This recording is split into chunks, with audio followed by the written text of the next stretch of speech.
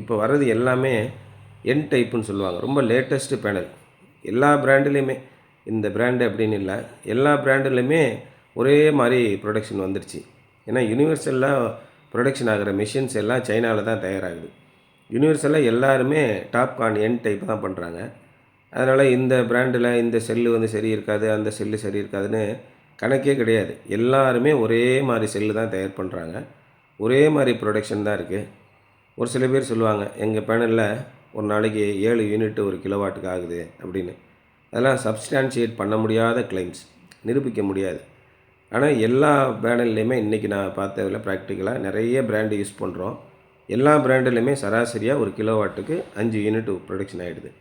எதில் நம்ம முக்கியமாக பார்க்கணுன்னா, நாளைக்கு ஏதாவது ப்ராப்ளம் வந்துருச்சுன்னா எந்த அளவுக்கு ரெஸ்பாண்ட் பண்ணுறாங்க அப்படிங்கிறது தான். நிறைய கம்பெனிகள் என்ன பண்ணுறாங்க, விற்று உடனே ஓடி போயிடுறாங்க. அதுக்கப்புறம் ஏதாவது நம்ம ப்ராப்ளம்னு கம்ப்ளைண்ட் பண்ணோம்னா அவங்க வந்து எட்டி கூட பார்க்க மாட்டாங்க. இப்போ நம்ம வந்து 16 வருஷமாக பண்ணிகிட்டு இருக்கிறதுனால ரெகுலரான பிராண்ட்ஸில் மட்டும்தான் நம்ம சோலார் பேனல் வாங்குகிறோம். எங்களையே ஆத்தரைஸ் பண்ணிட்டாங்க. சோலார் பேனலில் ஏதாவது ப்ராப்ளம் இருக்குது அப்படின்னா நீங்கள் உடனடியாக உங்கள்கிட்ட இருக்கிற ஸ்டாக்கை மாற்றி கொடுத்துருங்க சார் கஸ்டமருக்கு. நாங்கள் வந்து உங்களுக்கு அதுக்கப்புறம் ரீப்ளேஸ்மெண்ட் கொடுத்துட்றோம், இல்லைனா கிரெடிட் நோட் கொடுத்துட்றோம் அப்படின்னு சொல்லிட்டாங்க.